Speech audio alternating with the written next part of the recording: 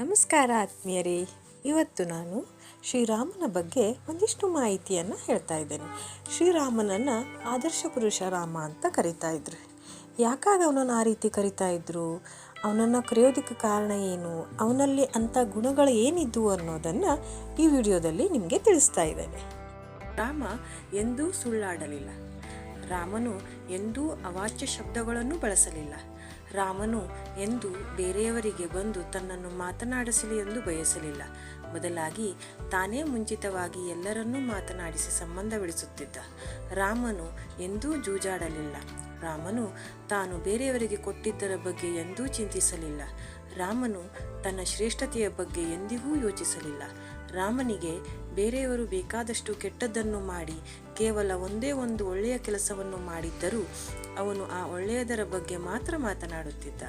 ರಾಮನ ಬಳಿ ಯಾರಾದರೂ ಬಂದು ಅವನನ್ನು ಟೀಕಿಸಿದರೆ ಅದನ್ನು ತಾಳ್ಮೆಯಿಂದ ಕೇಳಿಸಿಕೊಂಡು ಅವರ ಟೀಕೆಗೆ ಕಾರಣವನ್ನು ತಿಳಿದು ಮೃದುವಾಗಿ ಅವರಿಗೆ ತಿಳುವಳಿಕೆ ಹೇಳಿ ತಪ್ಪು ತಿಳುವಳಿಕೆಯನ್ನು ಹೋಗಲಾಡಿಸುತ್ತಿದ್ದ. ರಾಮನ ಜೀವನದಲ್ಲಿ ತನ್ನ ಪತ್ನಿ ಸೀತೆಯನ್ನು ಹೊರತುಪಡಿಸಿ ಇನ್ಯಾವ ಹೆಣ್ಣಿನ ಬಗ್ಗೆಯೂ ಚಿಂತಿಸಲಿಲ್ಲ. ರಾಮನು ಸುಖವನ್ನು ಅನುಭವಿಸುವಾಗ ಸಮಾಜದ ಕಟ್ಟುಪಾಡುಗಳನ್ನು ಎಂದಿಗೂ ಮೀರಲಿಲ್ಲ. ರಾಮನು ತಾನು ಸಂಪಾದಿಸಿದ ಹಣವನ್ನು ಅನವಶ್ಯಕವಾಗಿ ಎಂದಿಗೂ ನಷ್ಟ ಮಾಡಲಿಲ್ಲ. ಆದರೆ ಬಹಳಷ್ಟು ಜನರಿಗೆ ಉಪಯೋಗವಾಗುವಂತೆ ತನ್ನ ಹಣವನ್ನು ಖರ್ಚು ಮಾಡಿದ.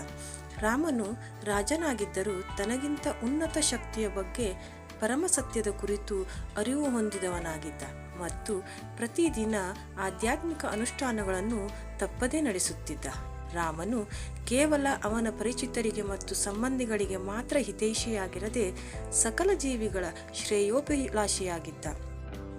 ರಾಮನು ತಾನು ಪ್ರತಿನಿತ್ಯ ಊಟ ಮಾಡುವುದರಲ್ಲಿ ಅರ್ಧದಷ್ಟು ಸಿಕ್ಕಿದರೂ ಅಷ್ಟರಿಂದಲೇ ತೃಪ್ತಿ ಪಡಬಲ್ಲವನಾಗಿದ್ದ ಮತ್ತು ಕೆಲವೊಮ್ಮೆ ಹಿಡಿಯಷ್ಟೇ ಅನ್ನ ದೊರಕಿದರೂ ಬೇಸರ ಪಡುತ್ತಿರಲಿಲ್ಲ.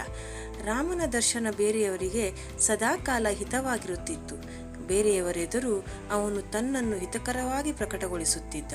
ರಾಮನಿಗೆ ಎಷ್ಟೇ ಅಪಾಯಕಾರಿಯಾಗಿದ್ದರೂ ಸರಿ, ತನ್ನಲ್ಲಿ ಆಶ್ರಯ ಬೇಡಿ ಬಂದವರನ್ನು ಮತ್ತು ಶರಣಾಗತರನ್ನು ರಕ್ಷಿಸುವುದು ಅವನ ಜೀವನದ ಧ್ಯೇಯವಾಗಿತ್ತು.